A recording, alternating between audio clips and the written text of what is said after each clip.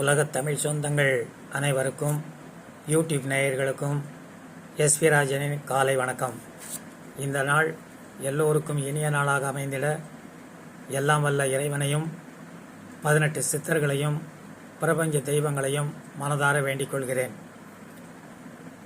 தண்ணீரை பற்றி சில விஷயங்கள் சொல்ல வேண்டும் என்று சொல்லியிருந்தேன்.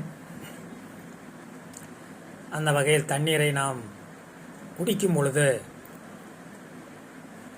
உட்கார்ந்து தரையில் அமர்ந்தோ அல்லது ஒரு நாற்காலியில் அமர்ந்தோ கொஞ்சம் கொஞ்சமாக, அதாவது ஒரு மிதமான சூட்டில் இருக்கும் காபி டீயை நாம் எப்படி குடிப்போமோ அதுபோன்றுதான் தண்ணீரையும் சுவைத்து குடிக்க வேண்டும். ஒவ்வொரு மடக்காக உமிழ்நீரோடு சேர்த்து குடிக்க வேண்டும். வேக வேகமாக குடிக்கக்கூடாது. தண்ணீரை டம்ளரிலோ அல்லது செம்பிலோ உள்ள தண்ணீரை உயர தூக்கி பிடித்து குடிக்கக்கூடாது. வாய் வைத்து டம்ளரிலோ அல்லது சொம்பிலோ இருக்கக்கூடிய தண்ணீரை வாய் வைத்து சுவைத்துத்தான் தண்ணீர் குடிக்க வேண்டும். அண்ணாக்க தூக்கி குடிக்கும்போது அது நுரையீரலுக்குள் தண்ணீர் செல்வதற்கு ஒரு காரணமாக அமைந்துவிடும். அதனால் பல பிரச்சனைகளை சந்திக்க வேண்டியிருக்கும். ஆகவே தண்ணீரை குடிக்கும் பொழுது நான் சொல்லிய முறைப்படி தரையில் அமர்ந்துதான் குடிக்க வேண்டும். இது நிறைய இடங்களில் நானும் பார்த்திருக்கிறேன். நின்று கொண்டே பேசிக்கொண்டிருப்பார்கள். திடீரென்று கீழே உட்கார்ந்து தண்ணீர் அருந்தும். அதை கேட்டதற்கு தண்ணீரை இப்படித்தான் குடிக்க வேண்டும் என்று புராணங்களிலும் எங்களுடைய முன்னோர்களும் சொல்லியிருக்கிறார்கள் என்று அவர்கள் சொல்ல நான் கேட்டிருக்கிறேன். ஆகவே தண்ணீரை அமர்ந்த நிலையில்தான் குடிக்க வேண்டும். அதே போன்று தண்ணீரை ஒரு பக்கெட்டில் தண்ணீர் இருக்கிறது, அதை தள்ளி வைக்க வேண்டும் என்றால் கையில் அந்த பக்கெட்டை தூக்கி தான் தள்ள வேண்டும். சிலர் காலால் மிதித்து அந்த பக்கெட்டோடு தள்ளி வைக்கிறார்கள். அது மிகவும் ஒரு தவறான செயலாகும்.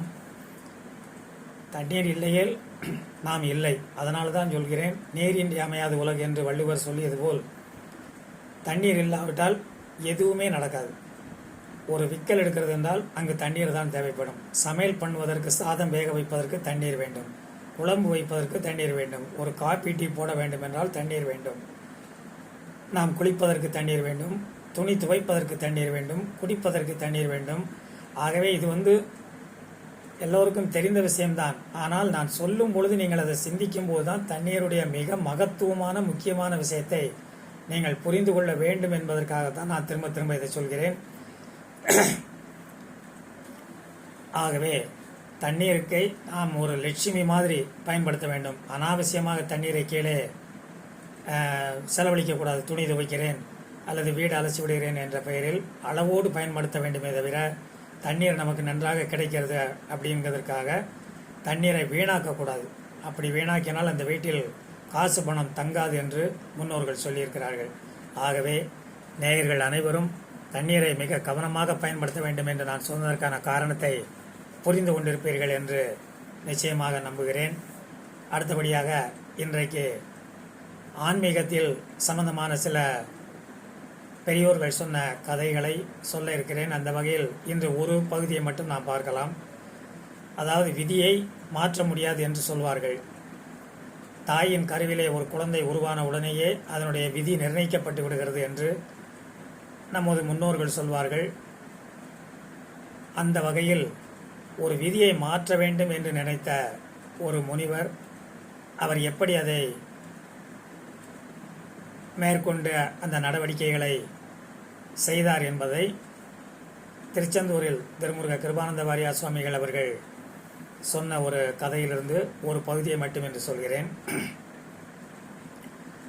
அந்த முனிவருடைய ஆசிரமத்தில் நிறைய சீடர்கள் இருக்கிறார்கள். அதில் ஒரே ஒரு சீடன் மட்டும் இவர் இப்பொழுது பூஜை செய்ய வேண்டும், அதற்கு தண்ணீரும் மலரும் வேண்டும் என்று நினைத்த உடனே அந்த சிறுவன் அதை கொண்டு வந்து கொடுப்பாராம். அவர் கூப்பிட்டு சொல்ல வேண்டாம், நான் பூஜை செய்ய போகிறேன், சொம்பில் தண்ணீரும் பூக்களும் படித்து கொண்டு வா என்று சொல்லாமல் அவர் நினைத்த உடனே அந்த பூவும் தண்ணீரும் கொண்டு வந்து கொடுப்பாராம். இப்படி அவர் சொல்லாமலே அவர் மனதில் நினைத்தவுடன் அதை செய்யக்கூடியது அந்த சிறுவையன், ஒரே ஒரு பையன் மட்டும் அந்த ஆசிரமத்தில் இருந்திருக்கிறார். ஒரு நாள் அந்த முனிவர் தவம் இருந்திருக்கிறார். தவம் இருக்கும்பொழுது அவருடைய ஞான திருஷ்டியில் அந்த பையனுடைய ஆயுட்காலம் விரைவில் முடியப் போகிறது என்று தெரிகிறது. உடனே தவத்திலிருந்து கலைத்து வெளியே வந்து இந்த சிறுவனை எப்படியாவது காப்பாற்ற வேண்டும், ஆன்மீகத்தில் இவனை போன்ற நல்லவர்கள் நிறைய இருந்தால்தான் ஆன்மீகம் தலைக்கும் என்ற உயர்ந்த நோக்கில் அந்த சிறுவனை கூப்பிட்டு, ஆசிரமத்தை பார்த்துக்கொள், நான் கைலாயம் சென்று வருகிறேன் என்று சொல்லி கைலாயம் சென்றாராம். பொதுவாக நம்முடைய இந்து சாஸ்திரத்தில் புராணங்களிலே என்ன சொல்லப்பட்டிருக்கிறது என்றால், படைத்தல், காத்தல், அழித்தல் ஆகிய 3 தொழில்கள் உள்ளன என்றும், அந்த 3 தொழில்களை செய்யக்கூடியவர்களில் படைப்பு தொழிலை செய்யக்கூடியவர் பிரம்மா என்றும், உயிர்களை காக்கக்கூடிய தொழிலை செய்பவர் விஷ்ணு என்றும், அழித்தல் தொழிலை செய்யக்கூடியவர் சிவபெருமான் என்றும் சொல்லப்பட்டிருக்கிறது. அந்த வகையில் இந்த முனிவர் சென்று முதலில் படைக்கும் தொழிலை மேற்கொண்டுள்ள சிருஷ்டிகர்த்தாவான பிரம்மாவை போய் முதலில் சந்தித்து அந்த பையனுடைய விஷயங்களை பற்றி அவரிடம் சொல்லி, அந்த பையன் இன்னும் நீண்ட காலம் வாழ வேண்டும், அதற்கு தாங்கள் அருள் புரிய வேண்டும் என்று கேட்டிருக்கிறார். அதற்கு பிரம்மா சிரித்தாராம். அனைத்தும் அறிந்த முனிவர் தாங்கள் வந்து இப்படி கேட்கலாமா? விதி என்பது தாயின் கருவிலேயே நிர்ணயிக்கப்பட்டு விட்டது, அதை மாற்றுவதற்கு முடியாது. 2வது, என்னுடைய தொழில் வந்து படைப்பு தொழில் மட்டுமே. ஆகவே காத்தல், உயிர்களை எல்லாம் காக்கக்கூடியவர் வந்து விஷ்ணு, கிருஷ்ணர் அப்படின்னு சொல்லுவாங்கல்ல, அந்த விஷ்ணு, அவரிடம்தான் சென்று நீங்கள் முறையிட்டு கேளுங்கள். இருந்தாலும் விதியை மாற்ற முடியாது, அதை யோசித்து செயல்படுங்கள் என்று சொல்லியாராம். ஆகவே அவர் மறுநாள் விஷ்ணுவை போய் சந்திக்கப்பதாக இருக்கிறது. இதற்குள் ஒரு நாள் முடிந்து விட்டது. அந்த பையனுடைய ஆயுள் இன்னும் ஒரு 4-5 நாட்கள் அல்லது ஒரு வாரத்திற்குள் முடிந்துவிடும் என்று அவருடைய ஞான திருஷ்டியிலே தெரிந்திருக்கிறது. பிரம்மாவை சந்தித்து இந்த விஷயத்தை கேட்பதற்கு ஒரு நாள் முடிந்து விட்டது. மறுநாள் 2ஆம் நாள் விஷ்ணுவை போய் சந்திக்கிறார். அவரிடமும் இதே விஷயத்தை எல்லாம் சொன்னவுடன் விஷ்ணு சொன்னாராம், உயிர்களை காப்பாற்றுவது என்னுடைய தொழில்தான், ஆனால் ஒரு குறிப்பிட்ட உயிரை மட்டும் நான் காப்பாற்றுவதில்லை. உலோகத்தில் உள்ள சர்வ உயிரினங்களையும் நான் காப்பாற்றுபவன். தனிப்பட்ட உயிரை காப்பாற்றுவது என்னுடைய தொழில் அல்ல. அதற்கு நீங்கள் வந்து அழித்தல் தொழிலை மேற்கொண்டுள்ள ருத்ரன் என்று சொல்லக்கூடிய சிவன் பெருமானைத்தான் சென்று பார்க்க வேண்டும் என்று சொல்லிவிட்டார். 2 நாள் முடிந்துவிட்டது. 3ஆம் நாள் சிவபெருமானை போய் சந்தித்து வணங்கி அவரிடம் இதே விஷயத்தை முறையிட்டிருக்கிறார். அதற்கு சிவபெருமான் சொன்னாராம், அழிக்கும் தொழில் என்னுடைய தொழில்தான், ஒரு குறிப்பிட்ட உயிரை மட்டும் அழிக்கக்கூடியது என்னுடைய தொழில் அல்ல.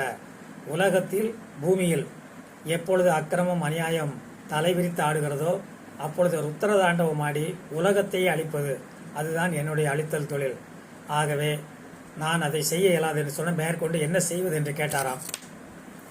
அதற்கு சிவபெருமான் வந்து, அழித்தல் அப்படிங்கும்போது நீங்கள் வந்து ஏமன், காலன், தூதன் அப்படின்னு 3 பேர் இருக்கிறாங்க.